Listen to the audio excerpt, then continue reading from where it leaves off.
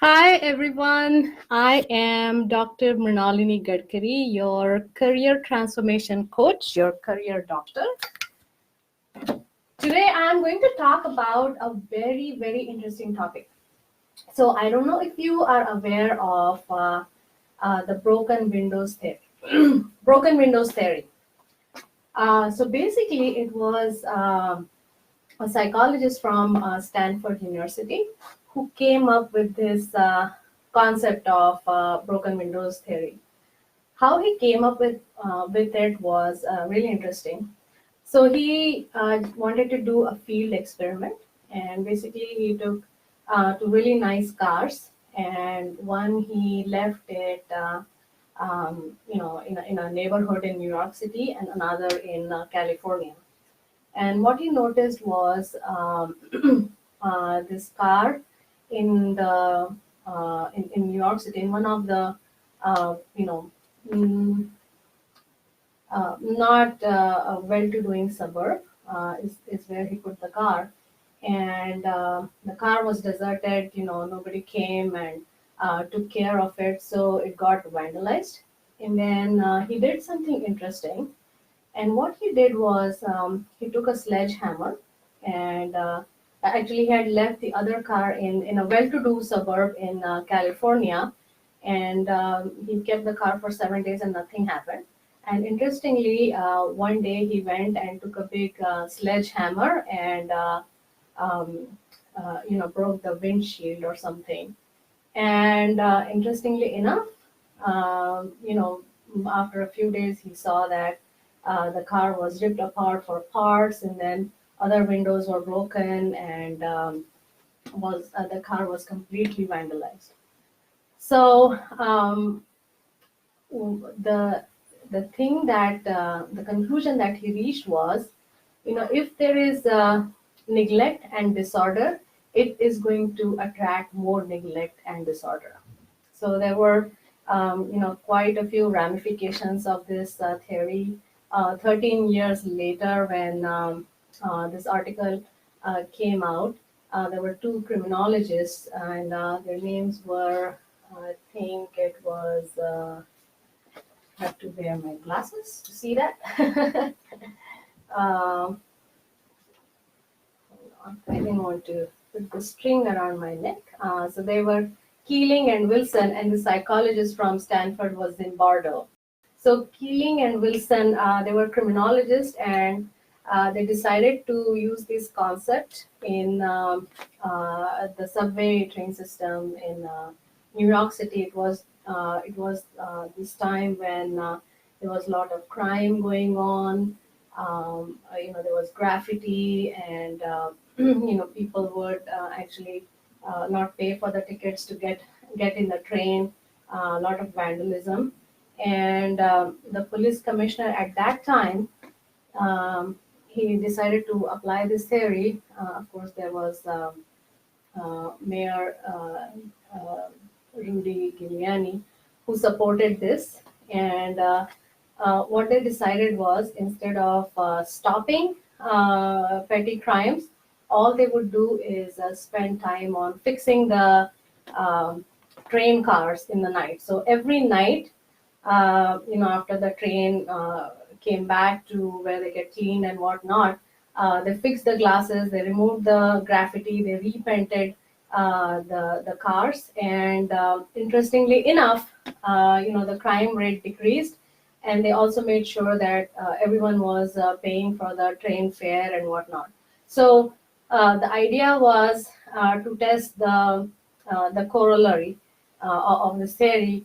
So the theory is neglect and disorder attracts more neglect and disorder. So will organization and cleanliness and neatness, would that attract more cleanliness, neatness, and reduction of crime? Just because um, people who did commit crime, they noticed that, oh, somebody was taking ownership, somebody was taking responsibility for making sure that the trains are fine.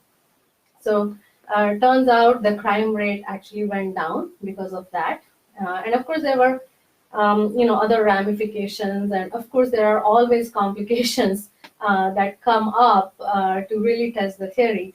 But in general, you must have, to bring this example closer to home. I think we all have that one drawer in our house where we just throw everything in, right? Is that drawer where you find something that does not have its designated spot, and where does it go? It just goes in that drawer. And of course, when you open that drawer, it is all messy and disorganized, and we just don't want to deal with it, right? But the problem is, because it is messy and disorganized, it becomes even more messy and disorganized.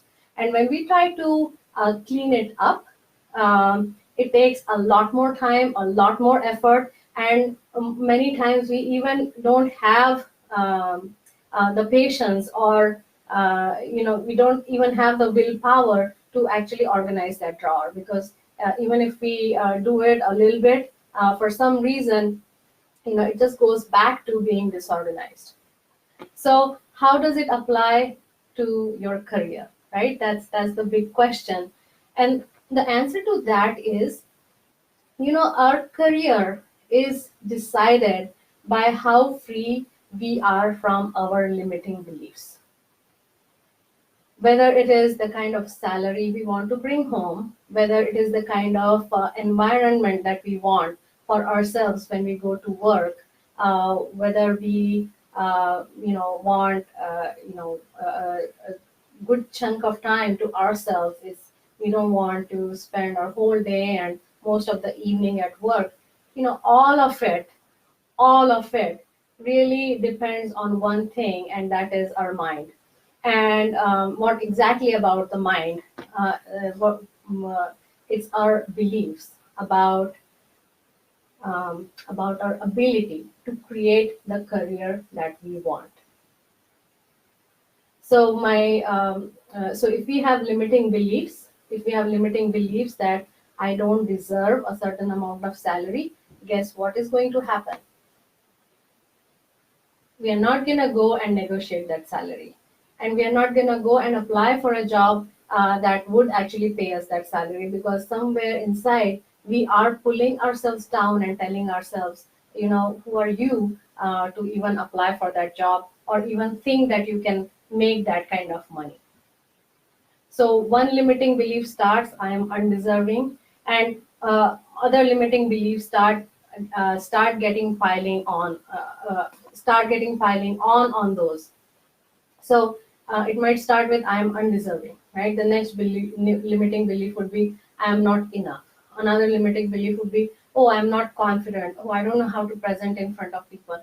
Oh, I don't know, in front of men, it's hard for me to present, right? There's so much misogyny, and we just tell ourselves that no matter what I do, it's the men who are gonna get whatever recognition, or raise or promotion, or whatever it is, that is possible for you. So you just give up.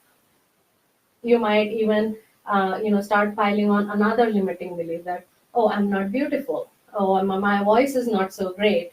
Oh, this dress does not fit me. I become so fat. I never find the right kind of people. My relationships suck. We always are fighting. My kids are unhappy. No matter what I do, nobody really cares about me. So you see, once you start having a limiting belief, and you start operating under that limiting beliefs, more limiting beliefs actually show up. So one limiting belief attracts another limiting belief, and it just limits you, it just restricts you from creating the kind of career that you want. So let's talk about work environment, right? You want a kind of environment where you're respected, you're recognized, you're valued for what you bring to the table.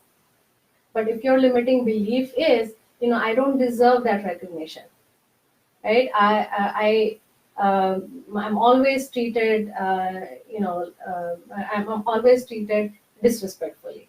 I never get the kind of recognition that I need. And you will see yourself, you're surrounded by people who do exactly the same. right? They will treat you disrespectfully. You feel that you're surrounded by toxic people all around. You feel that your boss does not pay attention to what you're doing. No matter how hard you're working, you don't get recognized. So these limiting beliefs are quite sneaky, and you don't even know that you're operating under those until you realize that you are operating under limiting beliefs. So let me tell you about my client, Cindy. Cindy reached out to me when she was at crossroads in her career, and she was, she started on a certain salary, and then for 13 years, she was on that same salary with minimal raise every year.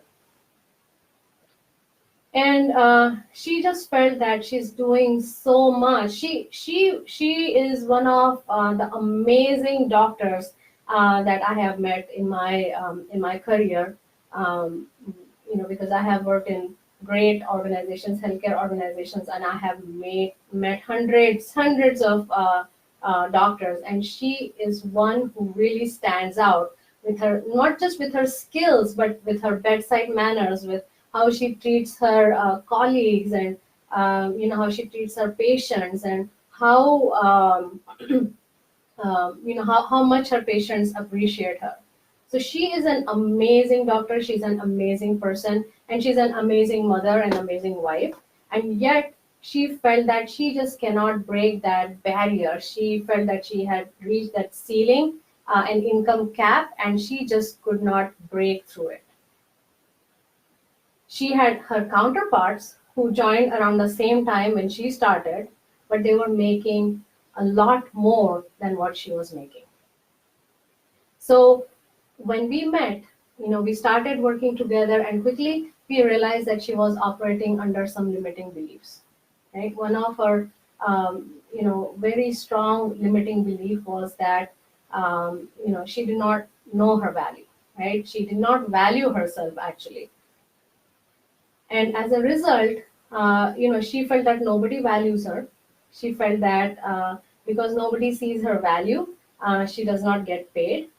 She was really afraid of reaching out to her CEO, because she just felt that the CEO did not like her, did not value her, and the CEO just might say that, hey, I don't think you are doing much, or she thought that she might just say that, well, you're getting market value, so really there's nothing for you to complain, and there's no room for negotiation. So with her limiting beliefs, she was creating all these stories around her inability to make the kind of money that she wanted. And in addition, she was working long hours. She was working 14 hours a day every day. And of course, in addition, she would have night calls, and she would be sitting with her family doing some fun thing, but she would get a call, and she would have to leave everything, attend a phone call, and do whatever is needful. So it just felt that her work was actually taking over her personal life as well. So you see how these limiting beliefs actually make you believe that you're not great, that you're not enough. So it is really important to understand, what limiting belief that you're working on. You need to know where those limiting beliefs are coming from. You need to know how to eliminate those limiting beliefs, because once you eliminate those limiting beliefs, you won't settle for anything less. You will not settle for anything less. You won't. Because once you know you deserve, $30,000 more, or $50,000 more, or whatever it is, there is no way you're going to settle for, a salary that's giving you, less than what you want. You won't compromise for 20,000. You won't compromise for 45,000. If you wanted an increase of 50,000. And that's the beauty of actually overcoming your limiting beliefs. And that's exactly what we did with Cindy. And when we worked together, we worked on her limiting beliefs. We helped her overcome her limiting beliefs, and we gave her some strategies on how she can actually go in and negotiate with the CEO. Now, also remember that salary negotiation is not, um, it's not just a communication skill. It's not just about, having difficult conversations or getting ready for a conflict. It is a it is a special skill where you really need to know the psyche of that other person. You need to be aware of your own psyche, your own gifts, your own limiting beliefs. You need to know your own value, and you need to know how to speak about it and present it in a persuasive way, in an influential manner. And that's what I like to call this kind of communication. It's influential, where the decisions are made in your favor when you have this conversation with your boss or whoever the party is who is responsible for either giving you the salary, either deciding the kind of work you want to do, or the kind of hours that you want to work, or the kind of flexibility that you want, or the raise that you want. And I teach all of this to my clients. The most important part in all of this is you have to know your value. Because once you know your value, there is no way you will compromise in your career, in your personal life, in your relationships. You will not compromise at all. You will not compromise with yourself. When you realize that you are important, you will give importance to self care. You will take care of yourself no matter what, and you won't do it because you should. You do it because you want to, because you realize that you are precious. You realize that you are deserving. You realize that you are someone who need to be loved, who needs to be taken care of, and you do it out of love. What an amazing difference, right? When should to becomes want to.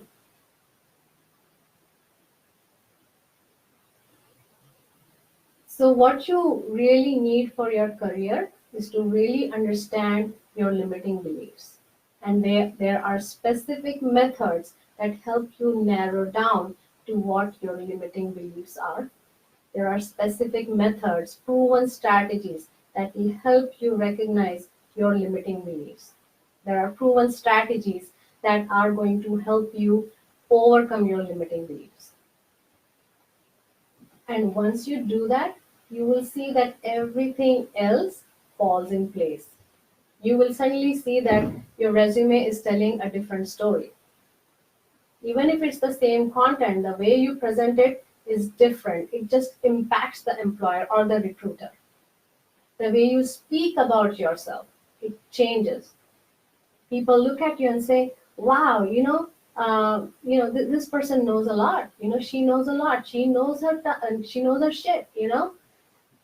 And they will accept you. They will celebrate you as an expert versus you really feeling lost among, oh, there are so many men and I'm the only woman in this group and I don't know how to influence, and everyone else is taking the credit or everyone else is getting the raise and recognition. You won't have that feeling because you feel so solid inside. Your foundation is strong.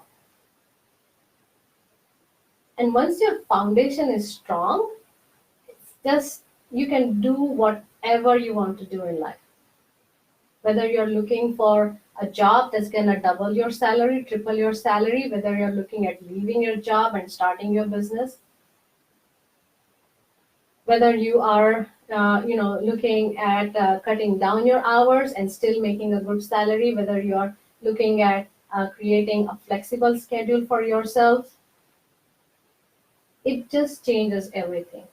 It just gives you that power. In fact, it doesn't give you that power. You recognize and you own up your inner power where you can go out and shine the most brilliantly. You will never dim your own light just to make others look good. Because I'm sure, if you are operating under limiting beliefs, you have that need to please others, to get people's approval. So you will say yes to whatever comes your way, even if you hate it, even if you despise it, even if you don't agree with it.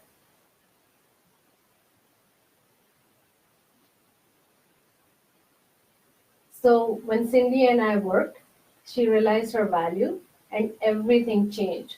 Right from how she set up the meeting, the kind of conversation she had with her boss, the kind of posture that she had. And the posture did not come out of, some videos that you see. The posture came, the right posture came because she had owned up her power. She didn't need to practice how she needs to stand or sit or present herself in front of the CEO.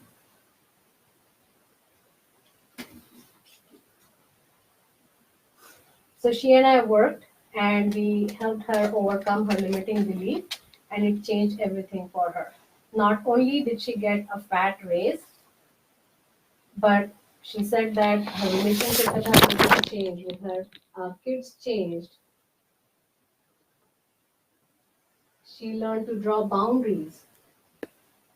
She changed her hours. It became so much easier. She had a fixed time when she had to be in the hospital.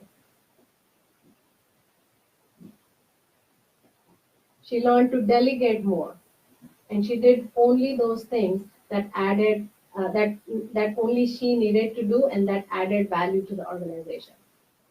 And it opened up channels for future problem solving and negotiation with her boss.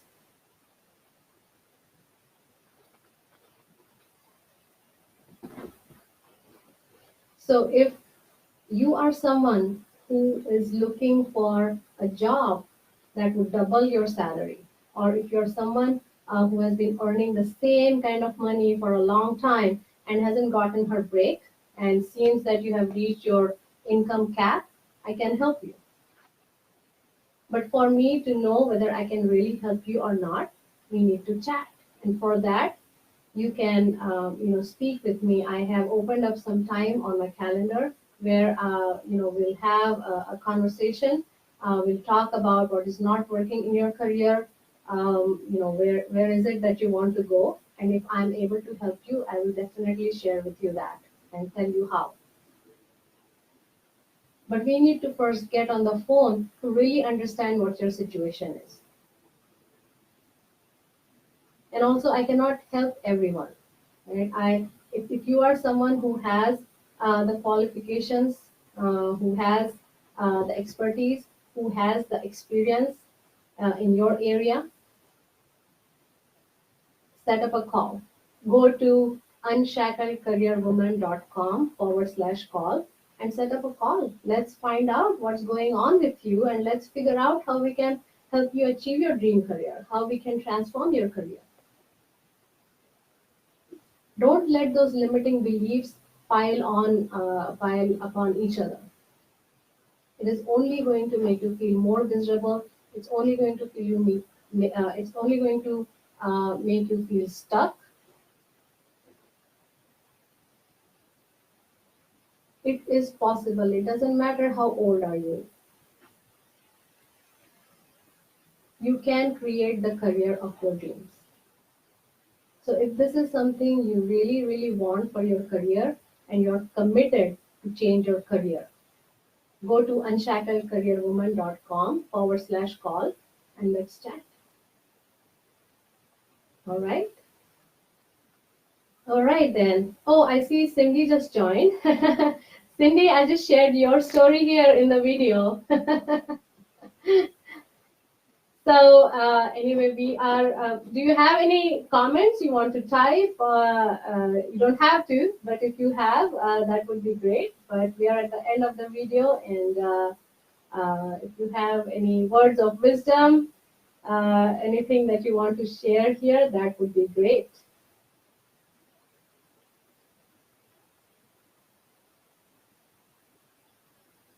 And if not, that's okay. Well, you all have a wonderful evening. Again, if you want to set up a call, if you're keen on transforming your career, go to unshackledcareerwoman.com/call and let's create your dream career. All right. Take care. Bye.